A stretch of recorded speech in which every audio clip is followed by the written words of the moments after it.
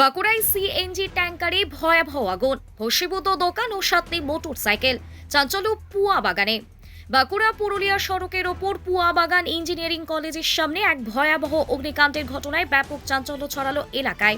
বাঁকুড়ার দিক থেকে পুরুলিয়ার অভিমুখে যাওয়া একটি সিএনজি গ্যাস সিলিন্ডার বোঝাই ট্যাঙ্কারে হঠাৎই বিকট শব্দে আগুন লেগে যায়। তবে চালক ও খালাসির তৎপরতায় রক্ষা পেয়েছেন দুজনেই। স্থানীয় প্রত্যক্ষদর্শী সূত্রে জানা গিয়েছে, বুধবার সিএনজি সিলিন্ডার ভর্তি ট্যাঙ্কারটি বাঁকুড়া থেকে পুরুলিয়ার দিকে যাচ্ছিল। পুয়া বাগান ইঞ্জিনিয়ারিং কলেজের কাছে পৌঁছতেই চলন্ত গাড়িটিতে আচমকা আগুন ধরে যায়।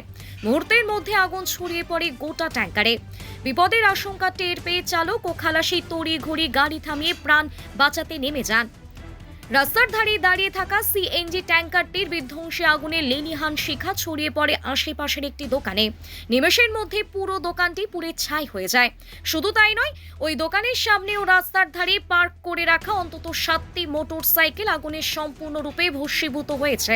পরপর আগুন লেগে যাওয়ার ঘটনায় ওই রাস্তায় তীব্র যানজট ও আতঙ্কের পরিবেশ তৈরি হয়। ঘটনার খবর পাওয়া মাত্রই দুর্ঘটনাস্থলে পৌঁছায় বাঁকুড়া জেলা পুলিশ ও প্রশাসনের আধিকারিকরা। পরিস্থিতি নিয়ন্ত্রণে আনতে দ্রুত খবর দেওয়া হয় দমকল বিভাগে।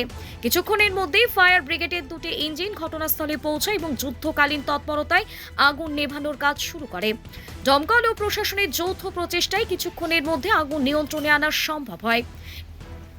ঠিক কী কারণে সিএনজি ট্যাঙ্কারটিতে আগুন লাগলো, যান্ত্রিক গোলযোগ নাকি গ্যাস লিকেজ, তা জানতে তদন্ত শুরু করেছে বাঁকুড়ার পুলিশ ও দমকল বাহিনী।